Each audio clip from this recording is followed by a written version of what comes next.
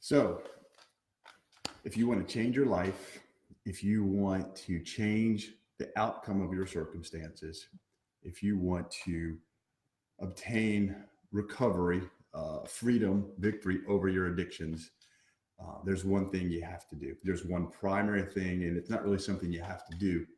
And we'll talk about that. A while ago, there was a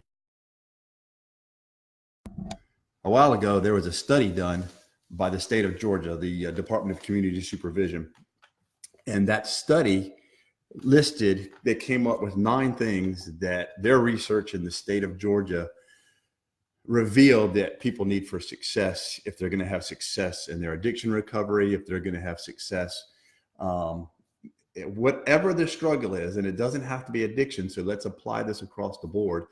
This is you can take this and you can apply it to where you are. You might be saying, well, I'm not a drug addict, but I have struggles in my life. Well, you can take this and apply it to all of that.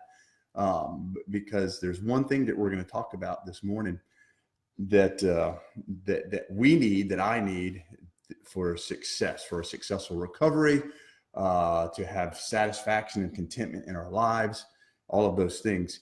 And I'm gonna give you some things here from the state of Georgia, from their research, with folks that they have worked with in the prisons, in the jails, on probation, parole, on supervision, all of those things. And this was a briefing or a meeting I sat through about 1.5 years ago, and I'm gonna read these to you here, and so bear with me as I read a list to you. The number one thing, or the number 9, I'm gonna go from number 9 down to number 1, and that one thing is what we're gonna talk about. That one thing is what we have to focus on if we're going to have successful recovery in our lives. Number 9, the 9th thing that kept people from getting recovery, or that they need for recovery, the thing that held them back was a lack of pro-social leisure activities, hobbies, things like that, things that they could do when they were bored that put their mind someplace else. Productive things, woodworking, running, golf, reading, something that you're interested in, something that you need to fill your mind with. While I can tell you, so many guys tell me that boredom is the number one reason that they go to drugs.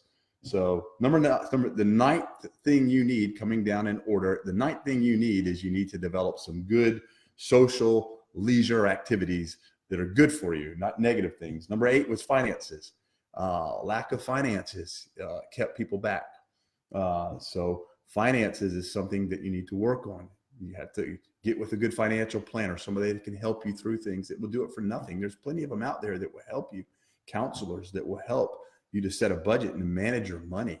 The 7th thing that people needed for success was good housing in a good neighborhood. Some of these things you might not have control over. We understand that, but this is what the state of Georgia says. Number 6 is obviously substance abuse. Substance abuse was a killer for success. If you continue in your addiction, that's kind of just is kind of obvious. Number 5, family issues. You're living with toxic family members. Just because they're your family doesn't mean they're good for you, and you need to get out of that situation. Number 4, employment, education, ties into finances. If you need your GED, get your GED. Okay. If you need to get training, get it. Take the time to make the investment. Number 3, personality, how you're made up. You need to understand what your strengths are, what your weaknesses are. You need to understand what strong emotions you may battle, and how to deal with them, how to control your emotions, how to deal with your depression, how to deal with your anxiety. And we'll talk about those at a later time. I'm just giving you the list because we're getting to our number 1 thing. Number 2 is social networks. Who are you hanging around with? Do not hang around with bad people. Do not, if they're not geared towards success, then you're not geared towards success. If they're not geared towards doing right, you're not going to be geared towards doing right. Who you hang around reveals what you think about yourself. Who you put yourself around on a daily basis reveals how you view yourself. And if you put yourself around people who are no good, then you view yourself as no good. Get away from them.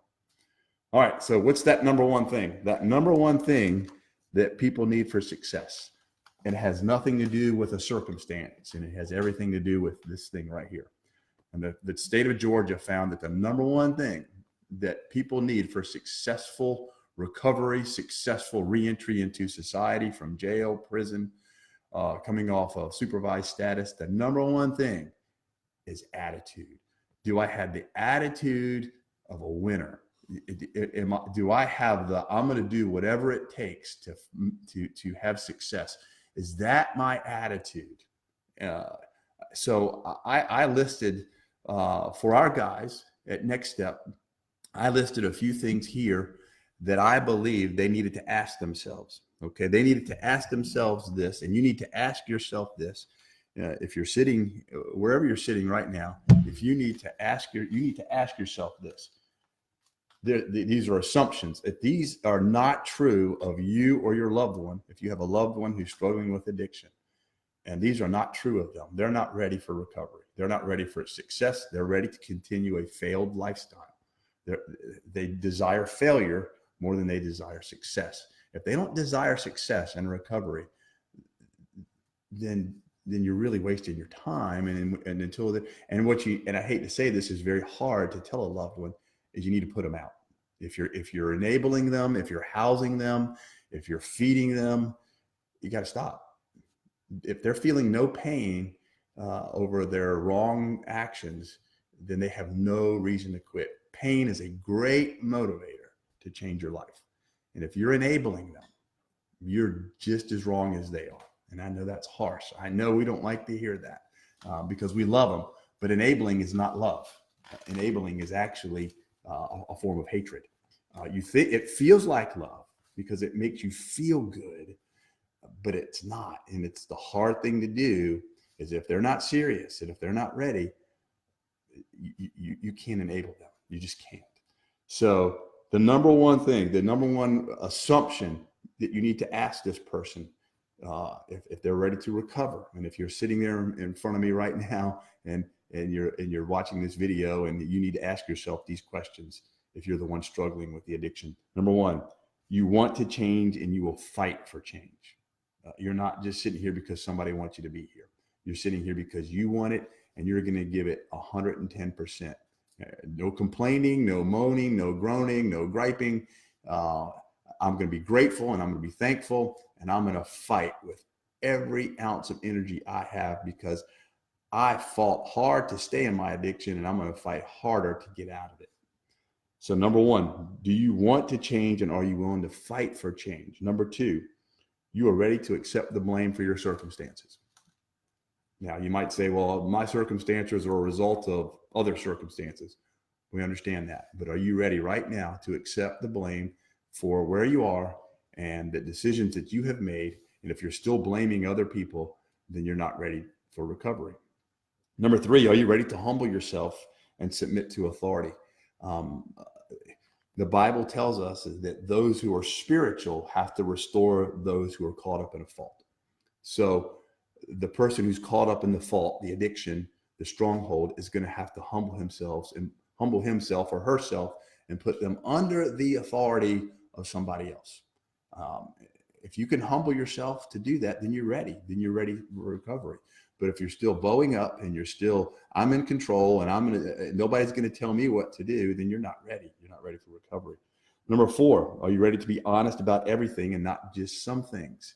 You can't be selective as to things that are, as to expressing the things that are causing you and driving you to use and to stay in your addiction.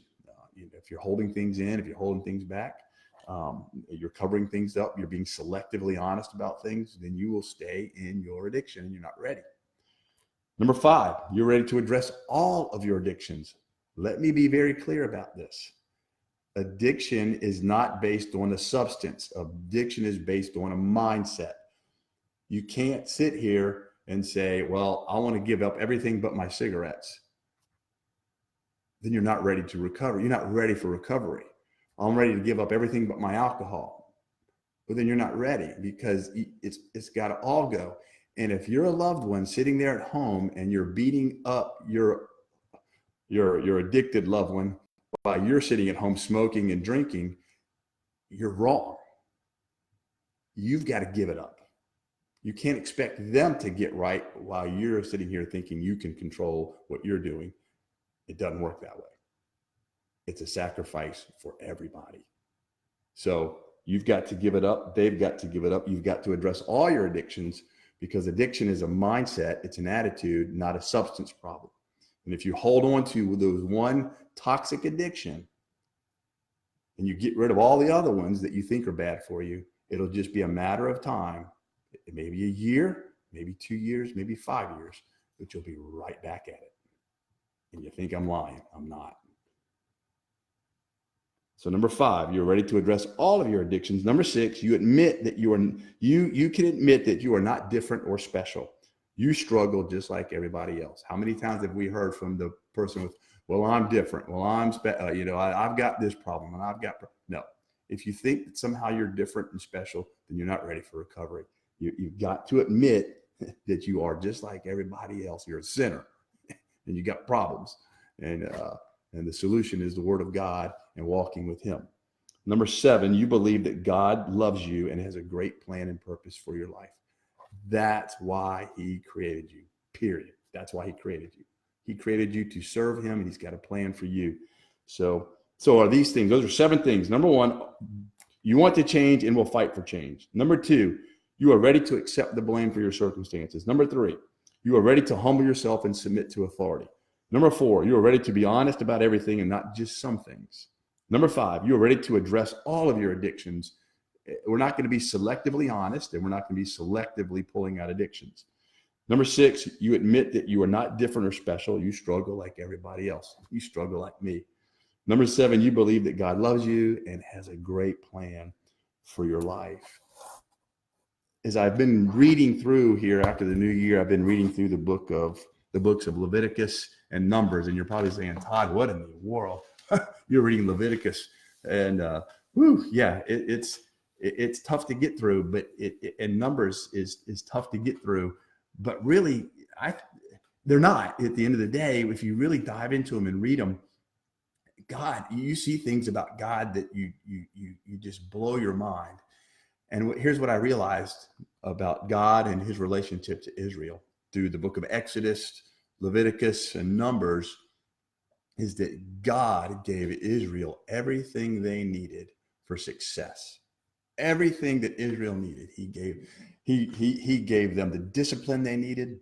He gave them the diet that they needed. If you read through Leviticus and those books, and the diet and the foods that He required of Israel, God was watching out for their health and their purity. So they were strong physically and they were healthy. They had great leaders. Moses was a great leader, even though at first he did not want to lead. He was a great leader, and God used Moses greatly, and he was wise. And Aaron, and He gave them great leadership. He provided everything they needed, order and discipline. He organized them into tribes, and then even to how they would march through the wilderness. He provided everything that they needed. Israel had everything they needed for success, and they failed. And they had maybe a 2-week journey, if that, from Egypt, coming out of slavery. They had been in slavery for 400 years in Egypt. And they had about maybe 11, 12, 13, 14-day journey, perhaps, over to the Promised Land. And it took them, from the time you get through Numbers, it took them another 38 years to get to the Promised Land. Because even though they had everything they needed for success, remember we listed those 9 things that from the state of Georgia. Well, Israel had those. Let's say Israel had those 9 things, but they lacked the number 1 thing, and that was an attitude for success. They lacked a mindset to go forward. Now, they marched forward, and they did it for 38 years, and they marched forward, and they did it in circles. They went in circles for 38 years because their mind stayed back on Egypt. As a matter of fact, when things got hard for them, they'd yell at Moses and say, "Oh, you brought us out here to die. We should just go back to Egypt." You know what they were saying? We should just go back to our addiction. We just need to go back to slavery. Let's just go back to what we know. They did not have a mindset for recovery. They did not have a mindset for victory. They didn't have an attitude of gratitude. They didn't have anything that they really, truly needed. You cannot have any of those other things. You might not have a good job. You might not have a good family. You might not have a good social network. You might not, but if your attitude is one of, we're going to get this done, you can get it done. You can get it done, but you got to want it. If you don't want it, and if I don't want it, then there's no point in even attempting recovery yet, because you're not ready. If you're not ready, if you're just doing this, if you're just jumping into recovery because your mom or your dad or your wife or your husband or somebody is saying, yeah, that this is what we want, and you need to want it too. Well, until that occurs, there's no point. You're just gonna waste your time and their time, and they need to put you, and they need to just, and I'm not trying to be hard. I say this because out of love. If you don't want success, failure's out the door, and that's where you need to go, because it's just nobody needs to put up with the mess anymore. And if that's the life you want to live, then that's up to you. But nobody can enable that. We should not enable that behavior, because we love you. Sometimes you have to allow that pain into their lives. That's hard. I had a man, I'll close with this. I had a man a couple of years ago, and he came to me about his son, and his son was a bad meth addict. And I asked him and his wife came in my office, and I asked him, I said, where's your son living? And he said, my son is living in a hotel. And I said, who's paying for the hotel? And he said, well, I am. I said, well, who's feeding him? He said, well, I go by there and I give him money for food, or I take food by to him. And he said, I just can't convince him that he needs to go into a recovery program. And I said, well, obviously he's not going to. You're meeting every single need that he has. And I said, you need to go, and here's what you need to do. Here's your plan. I said, you go to him today at that hotel that you have him at. I said, and you tell him in a loving way, and you say, son, you have 2 more weeks in this hotel. At the end of this 2 weeks, I will no longer pay for this hotel, and I will no longer provide you with any food. You're on your own. The next day, he checked out of that hotel and went and checked himself into a recovery program, because he was no longer going to be enabled. The father thought that he was loving him. And as parents, we always think that. We don't want to see our children suffer. But he also wanted to get him into recovery. But because there was no motivation, and he had no reason to, he was going to stay right where he was. And until there was some pain that came into his life, then he realized, okay, I've got to go do something. And his attitude changed. So, hey, I hope this has been a help to you. And I pray that as we move forward, next time we do this video, we're going to talk about some, I don't want to call them steps. We're going to talk about some principles that we need to really consider as we move forward in our recovery. So thank you. Have a great weekend. It's Friday when I'm making this video, so maybe you're watching on a Monday or Tuesday, or it won't be the weekend, but I hope you have a great rest of the day, and let's press forward in victory.